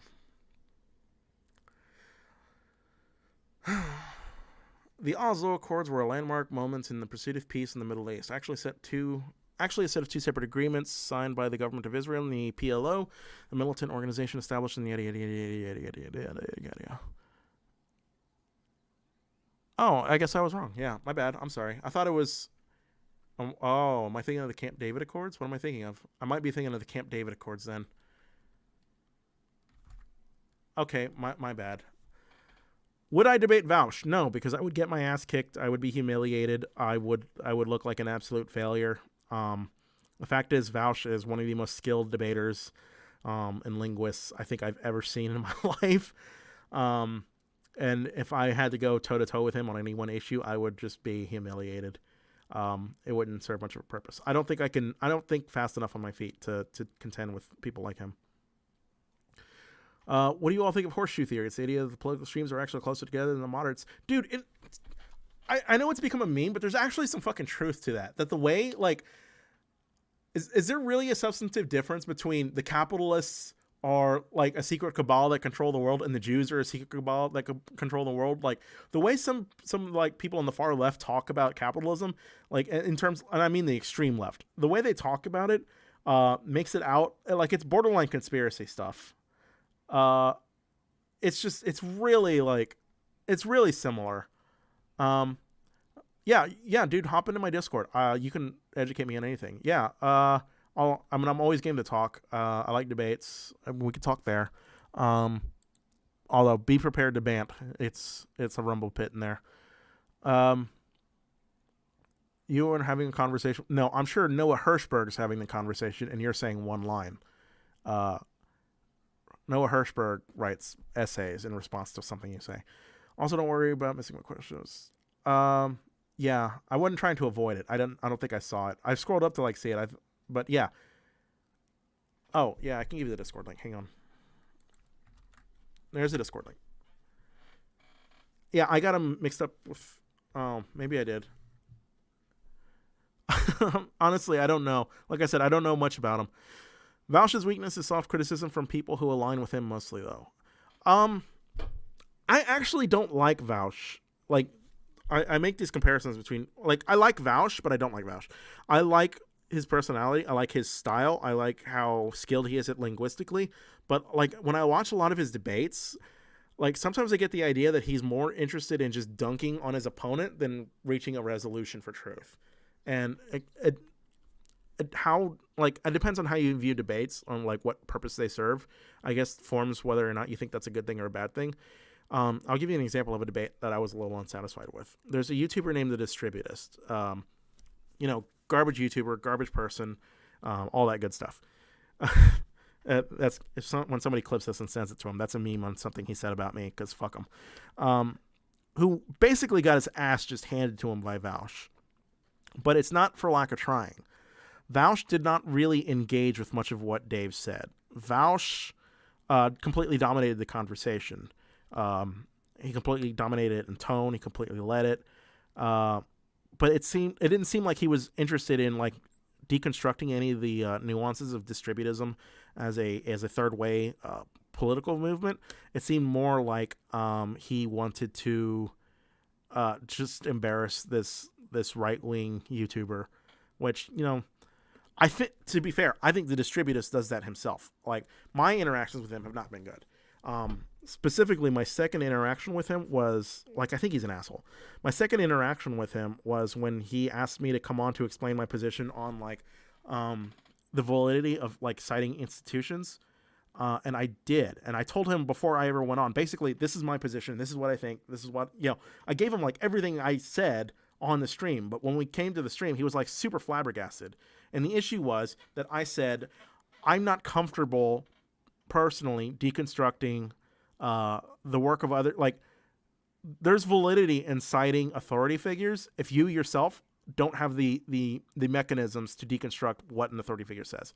Which is to say, I don't know enough about analyzing data that I'm comfortable, like, second guessing what some, like, the National Academy of Sciences might say about immigration, for example. Like, for a lot of these studies, like, I go over what the conclusions are. I might, like, peer into data sometimes when I want to, like, get, like, a more specific understanding of something, but I seldom, like, try to question it because I don't feel comfortable doing that. Now, if you're a researcher and you want to do that, go for it, right? And you want to bring that up to me, I'll probably side with, the mainline institution, just because I tend to trust sources that are peer reviewed more. But I mean, he seemed to be casting aspersions over the entire peer review process. But that entire talk was him just acting, like, perpetually flabbergasted and exhausted and annoyed at everything I said. And I don't know why, because I told him everything I was going to say beforehand, and he was perfectly fine with it. And it kind of made me realize that a lot of what he does is just performative. That he's not really interested in having a conversation. It's performative politics. He's interested in putting on a show for his viewers. So, I mean, I was left a little wanting from that stream because I didn't understand. I still don't understand what the big deal is. If you can do research, fine. All I'm saying is I'm not comfortable doing it myself if I don't. And I do appeal to authority for stuff I don't know about. That's what you're supposed to do. The fallacy is an appeal to false authority. It's not an appeal to authority, like all authority. You don't go to your doctor when he says you have melanoma and say, I'll do the test myself, doc.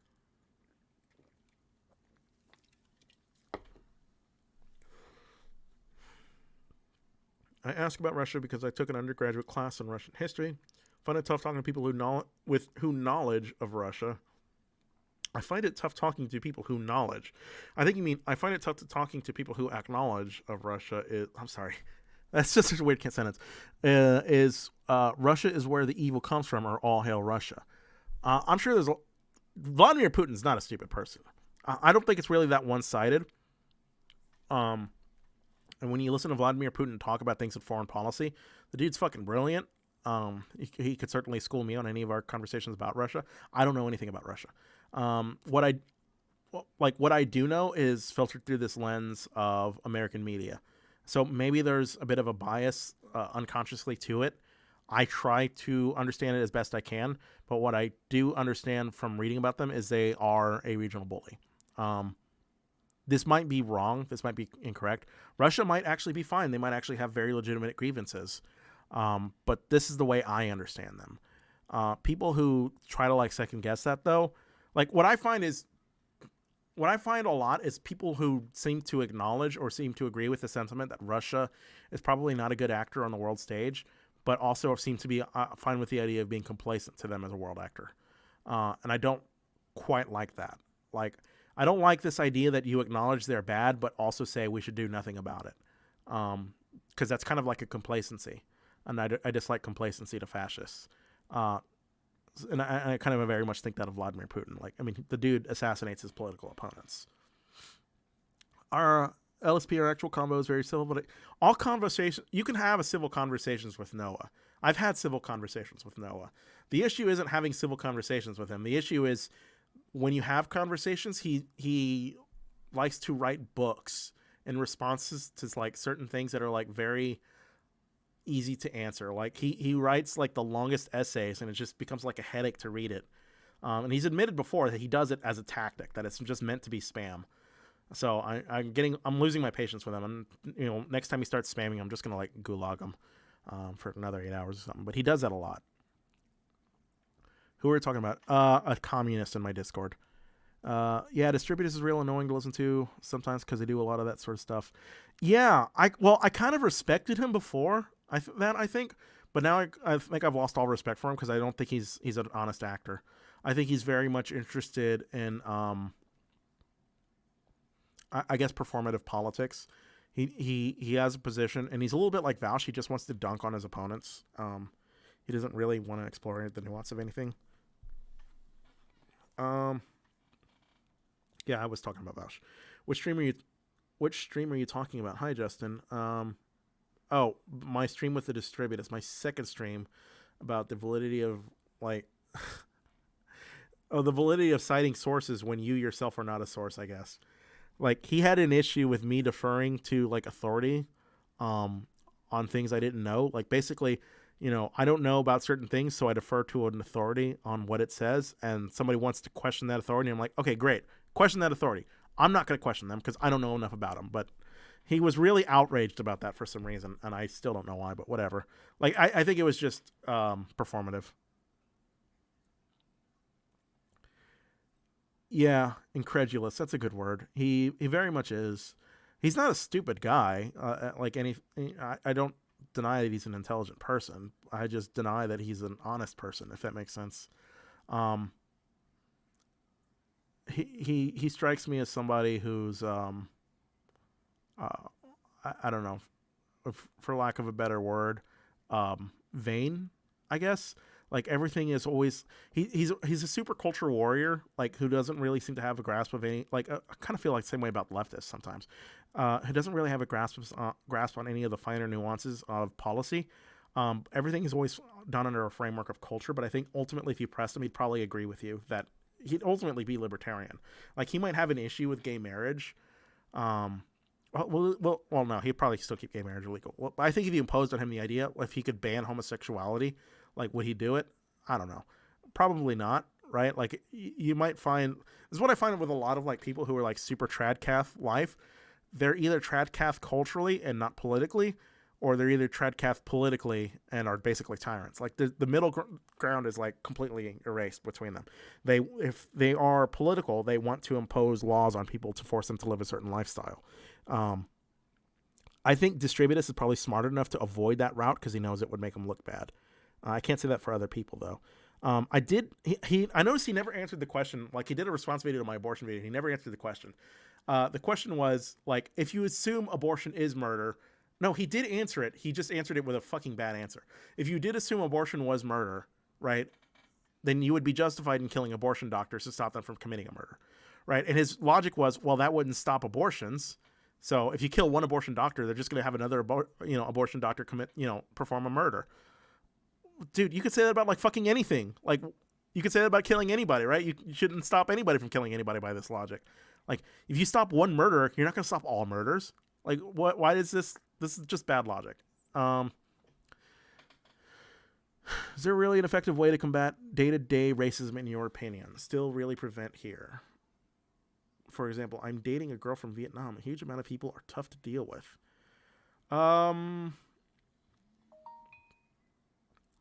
That's a good question, and I don't honestly know the answer to it. Is there an effective way to combat day-to-day racism? I struggle with identity issues, I think, because I'm Hispanic, and a lot of people take an idea about what that means and put it onto me that it's just not that. So I hate when I get called like a person of color. I find that to be a word that is like oddly qualitative that doesn't fucking fit me. I don't like it because it feels like an armband I have to wear that is weird, because I don't know that I really identify that way. But I understand some people do experience everyday struggles because of their race, and maybe there is an element of self-gratification and just taking pride in what that means as a person from that group. I really wish I had an answer for that. I don't know. That's a fucking good question. I don't know. I think the best way to combat it every day maybe is just be proactive, be aware of your own biases, be aware of the biases of other people, try to look for them, call them out when you see them. I know one idea that's really uncontroversial for a lot of people is the idea of an unconscious bias or subconscious bias regarding other people with race. I have these biases. Everyone has these biases. And it's really hard to point it out because it is subconscious. You don't think about it, right? It's not a thing that's just immediate to you. But I honestly don't know. Trivia question, and I'm not to ask you about that. And I'm not about to ask you about something you might know a lot about. What is your opinion on the previously failed attempts of socialism and communism? I noticed, because I interact with so many communists in my server, a lot of people like try to pin those failures on like the actions of Western capitalists, which to me just signifies that their systems are not secure. Like, it's capitalism's fault that you fail in the sense that you couldn't maintain yourself under like outside threat. Like, that isn't capitalism's failing. That's capitalism's triumph. That's communism's failing. You should be able to sustain yourself, right? North Korea lives off China right now. But yeah, I mean, I guess I probably don't know enough about it. Like, I know the USSR lived basically off the export of oil, of petroleum exports. And once there was an oil glut and prices fell for them, and they wound up like suffering for it to the point that I think it was like instrumental in the downfall of the USSR. But to be honest, I don't know a lot about it. I'm Ashkenazi Jewish technically. What does that mean to be Ashkenazi Jewish technically? Does that mean your parents were Ashkenazi Jewish and therefore you by extension are? Like, is Jew an ethnic group? Is Ashkenazi an ethnic group? Is there an Ashkenazi country? I don't know.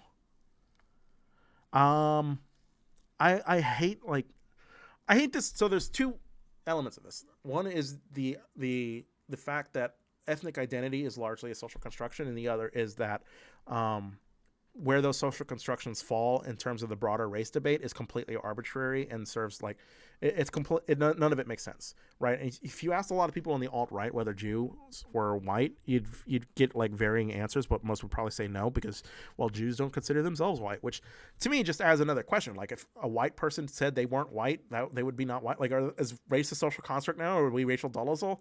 Like is Rachel Dolezal white? Like, I don't know. Although the idea of trans racism sounds weird. Trans racial identity sounds interesting. I kind of want to explore that more. But like Ashkenazi, I don't know. Everything you could say about like any other Eastern European group that is white, you could also say about Ashkenazi. So I don't understand why Ashkenazi Jews aren't white as far as the broader race debate. Also, I don't even understand what it even is. Like I kind of like figure Jew is like a cultural identity, because you could have like what is I don't know, what does it mean to be Jewish? Like I don't even know what that means. Does that mean you have family that's Jewish? Like, is that really what it means? I don't know.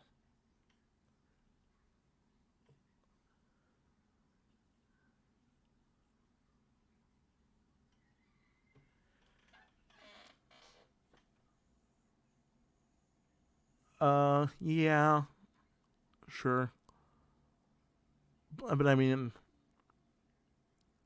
I kind of feel like there's so many groups you could probably say this is true of. Such, like, go back far enough in time, like so many groups are probably descended from any other group. It's such a meaningless qualifier to me.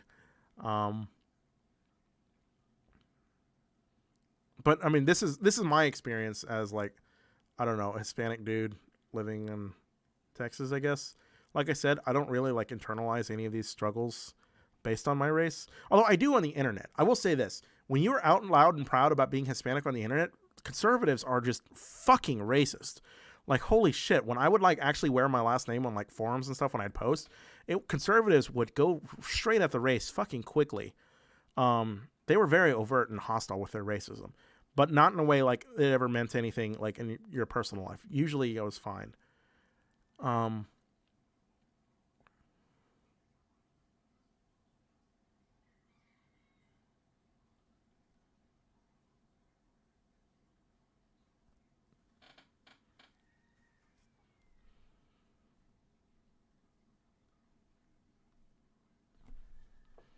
Okay, so there's a chat delay, and I'm trying to like figure out which one, if you guys are responding to something I've said or you're responding to something somebody else has said.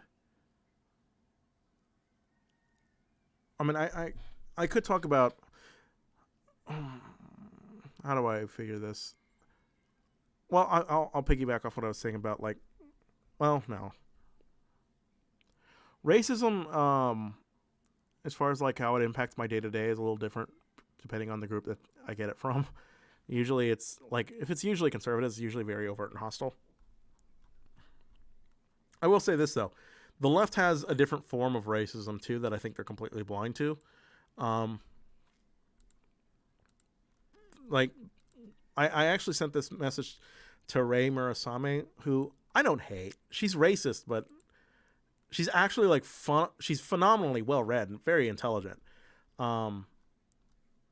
She's just wrong. She's just wrong about her ideas about race, but she's actually like well read on the subject. But I actually noted something weird when I was watching The Last Samurai or something. And it was this observation about like this sort of lifestyle from the main character Olgren, about how he's never seen a people of such honor and dignity and discipline, and like it was like heralded as a good thing. And I thought, wow, this is a totally romanticized version of what like like the Japanese were. Like, this is a patriarchal society where people behead others as a form of execution and stab themselves for shame. Like the stepwife. I'm sorry, no, the wife of the brother of the village chief's, the head, I don't remember, but like brother-in-law, something like that. Like the wife of the brother-in-law, I don't know, the wife, the lady that Olgren lives with, like she actually asks permission to kill herself out of shame.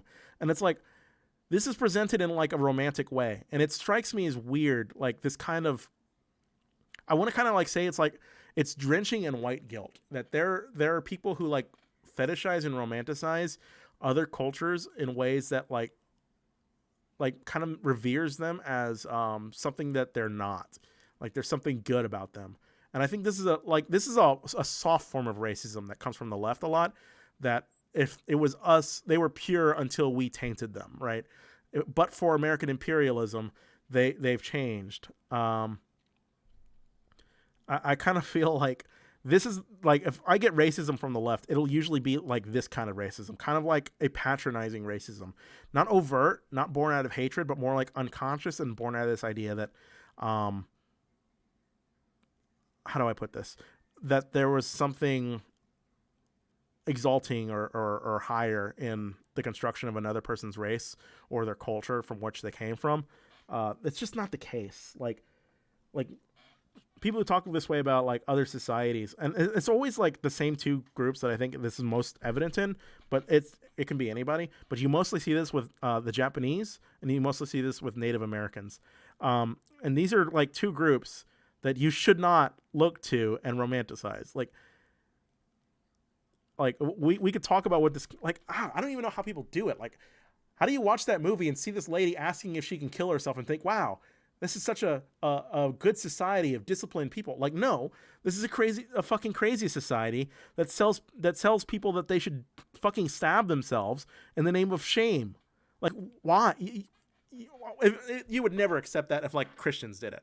Like if a bunch of like Christian Mormons, we'll use Mormons as an example because they're not going to do anything. If a bunch of Mormons had a tradition of like stabbing themselves out of shame and cutting off the heads of their opponents that they defeated in battle, like you would not exalt the Mormon religion as like noble and disciplined. You'd call them fucking crazy. Christian Travers, I'm like a second from banning you from my chat for that suggestion. Yeah, sorry. There's my rant. It really depends on the individual. Some see it as race, some see it, yeah. I agree, but try to reject that, I guess. I know a good amount about the Russia oil. I really don't. I don't want to. Well, I don't want to say I'm dogmatic about it. I try to take the information I get, but I will admit that there's a bit of a knowledge deficit on my part, which is why I generally try not to comment on it. I think there's also a knowledge deficit on most other people's parts, and they do try to comment on it, and I think that's where the issue is. A lot of people like to talk about things they don't otherwise know a lot about. I admittedly, I should know more about it. I try to get a firmer understanding of foreign policy, but it's very intricate. It's very complicated, and I'm just not that smart.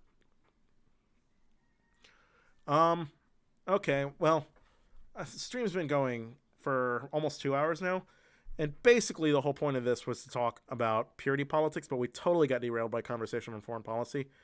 I'm going to read something from ContraPoints, and then I'm going to end it, because ContraPoints wrote what I've like fucking love once, and I totally agree with, and I wish people could political videos tend not to be interpreted very charitably, and I know this video is going to be upheld by centrists as evidence that I've gone full Antifa, and by leftists that I'm closet centrist, so I'd better state unambiguously what I think. The character Tabby represents a lot of what I think is wrong about leftist strategy. The indifference to optics, the undisguised hostility to the ideologically impure, the sectarian nitpicking, the alternation between extreme optimism, such as a communist revolution can happen in the United States and it will go well if it does, and extreme pessimism, such as neoliberal propaganda has so tight a grip on the general public that why should we even bother trying to appeal to them? The blurring of lines between recognizing the necessity of violence in certain situations and the aesthetic celebration of violence as an end in itself. Nevertheless, I try to represent Tabby with some sympathy and anticipate that my viewers will like her. My audience is at least 95% trans Antifa cat girl, but I hope that it doesn't prevent them from thinking about the critique. The character Justine is a mouthpiece for a lot of my complaints about the left and the recipient of some of the leftist criticisms of me. You go to brunch with these people. But I chose not to represent her as an attractive alternative. She's complacent, frivolous, and ineffective, full of derision for the way that other leftists do things, but not contributing much for her own part either. When a fascist comes knocking on the door, it's better to have a Tabby than a Justine. To see Justine could put her money where her mouth is, we'd have to see what speech she delivers from the fascist speech. And this YouTube channel is effectively my attempt to make that speech, and I can't be the one who judges how successful it is.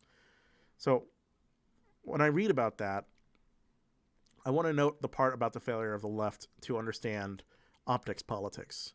That they, like, I think what I said earlier was they favor politics as a fashion statement, not as a political process.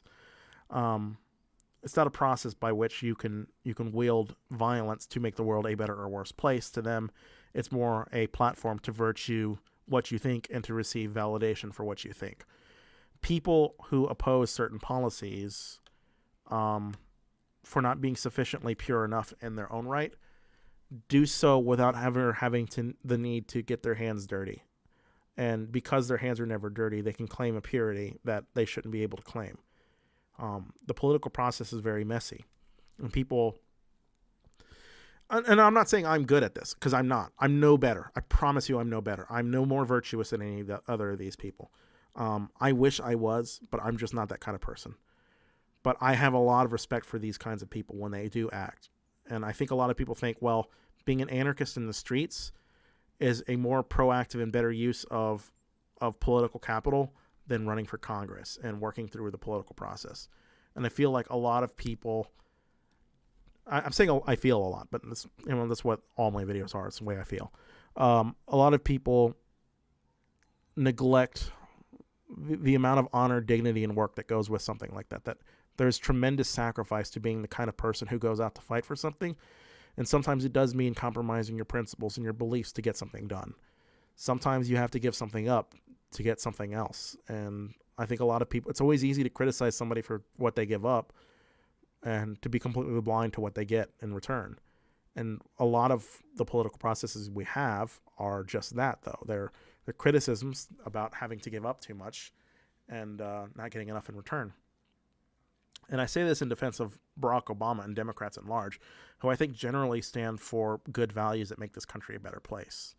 But I think a lot of people really just completely disregard or dismiss the Democrats as these corporatist money mongers that aren't really interested in you, the little guy, and really only exist to swindle your support. That they're not looking out for you, and that's the way I see this framed a lot. And I think to some degree, this will explain the appeal of Bernie Sanders.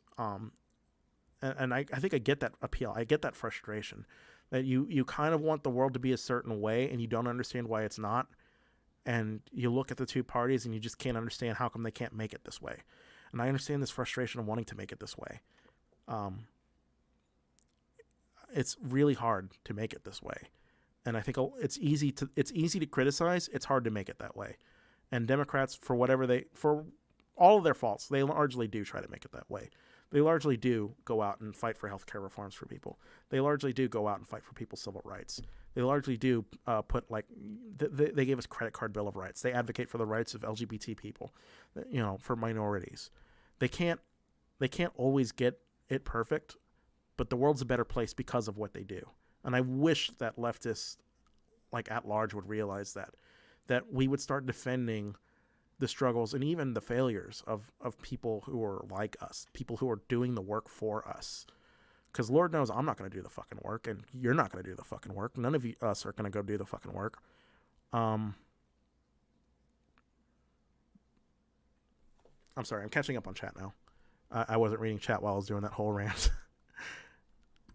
Do I want to address any of this? No, because this video is almost 2 hours, so I'm going to leave it at that thought. Basically, my end goal is to make the world a better place, and the vehicle for which I can do that will be the Democrats.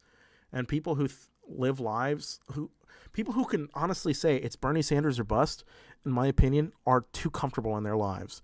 It's too short-sighted to realize that Obamacare was one vote away from repeal. 20 million people were one vote away from losing their health care. And but for John McCain saying no, but for John McCain giving his thumbs down, so many more people would have been hurt. We have to, like, there are people who out there who want to take things away from this world, to inflict misery and suffering on it. And we have to be proactive in opposing them. Sometimes that means compromising with them.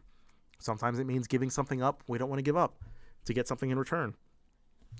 Sometimes it means voting for people we don't want to vote for. All of this has to be done strategically. They're going to act strategic. Republicans act strategic. All these people who are these conservatives who are completely dissatisfied and disillusioned with Donald Trump, they're going to vote for Donald Trump again in 2020. And it looks like there's a very real possibility that Donald Trump's going to win this presidency again. And I'm afraid that all that's going to happen is the left is going to fail to introspect. You're going to have some leftists say it's because we didn't go far left enough. And other leftists are going to say, well, it's because we went too far left. And ultimately, it's going to be because we just didn't vote. Not enough people got out and vote. And that's a big fucking deal. Anyway, thank you all for follow. And it made sense to follow it this way. And then I just kind of got totally derailed on the foreign policy talk. So I'm not very good at streaming. I admit to this. Okay, Maddie, well, why didn't you just sign up for new coverage? You have a state exchange, sign up for coverage. You have the federal exchange, sign up for coverage. The only reason you get penalized is because you can afford coverage and you didn't get it. Like this is what I'm talking about. Like, so much of the misinformation about like copays and deductibles comes from people who don't know anything about the healthcare law. Like the Obamacare, firstly, if you're within 133% of the poverty line, you didn't get a penalty, right? If the penalty would have comprised something like, I don't know, like 5% or something like that of your total yearly income, you didn't get the penalty. Like, there's a lot of exemptions for the penalty that people don't realize. And the only reason you would ever actually get the penalty is because you earned enough money to get health care and you didn't get health care. You're required to get health care per the individual mandate. And that's fine. I'm fine with that. I'm fine with making you get health care because you're going to need health care at some point. And anytime you get health care, anytime you get treated for something you have and you don't pay for it, that cost is passed on to the rest of us, right? You don't just walk out with free health care. Nobody does that. That's why health care is so expensive in this country. You've got a lot of people who didn't have health insurance, and they just pass that cost on to people who did have health insurance. So get your health care.